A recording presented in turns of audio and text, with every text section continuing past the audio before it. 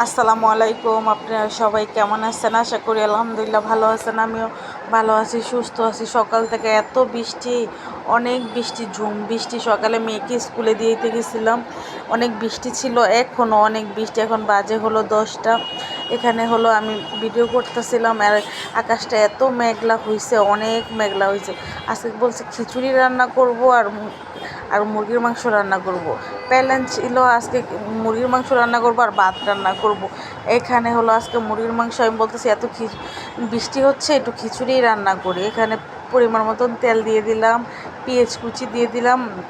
Broiler মুরগি রান্না করব আজকে। ব্রয়লার মুরগি ফ্রিজে ছিল, সোনালি মুরগি ফ্রিজে ছিল না, গরুর মাংস সাথে ছিল। গরুর মাংস আমার শ্বশুর আবার অ্যালার্জি দেখে খায় না, তাই হলো ব্রয়লার মুরগি রান্না করতেছিলাম। এখানে পরিমাণ মতন আদা রসুন বাটা দিয়ে দিলাম। আদা রসুন বাটা দিয়ে 2 চামচের মতন লবণ দিয়ে দেবো, সব মশলা। আজকে মুরগির মাংসটা মজা হয়েছিল, খিচুড়িটাও অনেক মজা হয়েছিল।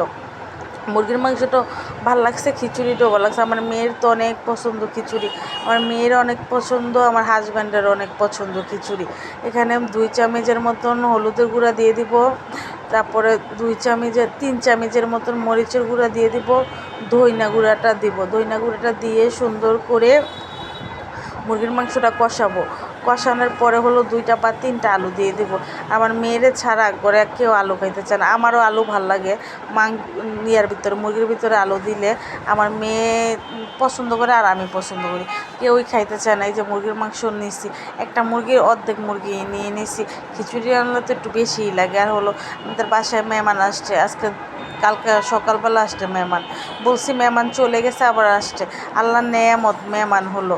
মেহমান আসলে বাসায় যে মানুষ রাগ করে না, আমি কোনো রাগ করি না। আমার অনেক ভালো লাগে মেহমান।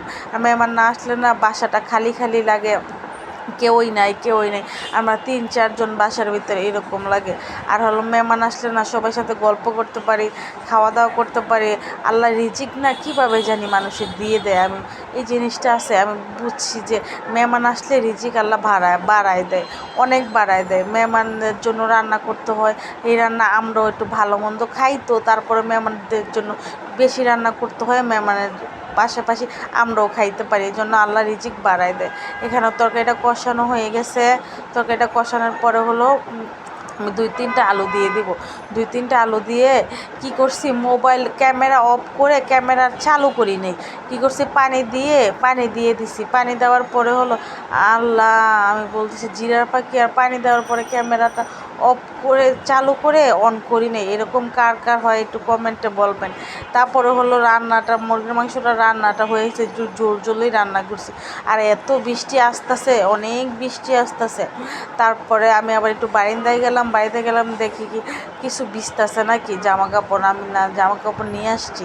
তারপরে আপনারা ক্যামেরায় বুঝতে পারতেছেন নাকি দেখবেন, কমেন্টে বলবেন। এত বৃষ্টি, জুম 12টার দিকে এত বৃষ্টি হইতেছে, অনেক বৃষ্টি হইতেছে। বয়স দেওয়ার সময় আমার একটা ফোন আসছিল, আপনারা কেউ মনে করেন না। এখানে হলো অনেক বৃষ্টি আসছিল। তারপর আমি আবার বারান্দায় আসলাম, বারান্দায় দেখি জামা কাপড় ভিজতেছিল নাকি। তারপরে গিয়ে সবজি কাটছি, সবজি ফ্রিজে ছিল। তারপর নিচের থেকে একটু সবজি আনলাম, মিষ্টি কুমড় ছিল না ফ্রিজে। তারপর গাজর ছিল না, আমি আবার মিষ্টি কুমড় আনছি, গাজর আনছি। তারপরে ফ্রিজে ছিল, আবার সবজি ছিল, এই সবজিও দিছি, মিলাই জিলাই রান্না করছি খিচুড়িটা যে এত মজা হয়েছিল, আলহামদুলিল্লাহ অনেক ভালো লাগছিল খিচুড়িটা। রিজিকে আল্লাহ যা লিখছে তাই, আলহামদুলিল্লাহ। রিজিক যার যেন থাকবে সে এখান থেকে খাবেই। আমি যতই বলি, বা আমি বাবার বাড়ি যদি যাই, আমার রিজিক যদি বাবার বাড়ি না থাকে, অন্য জায়গায় থাকে, আমি অন্য জায়গায় খাইতে পারবো। এখানে হলো খাওয়া দাওয়া শেষ করে, রান্না বাড়া শেষ করে, নামাজ পড়ে মেয়েকে 3:30 বাজে আনতে যাচ্ছিলাম। আর এত বৃষ্টি না, ছেলের সাথে যাচ্ছে।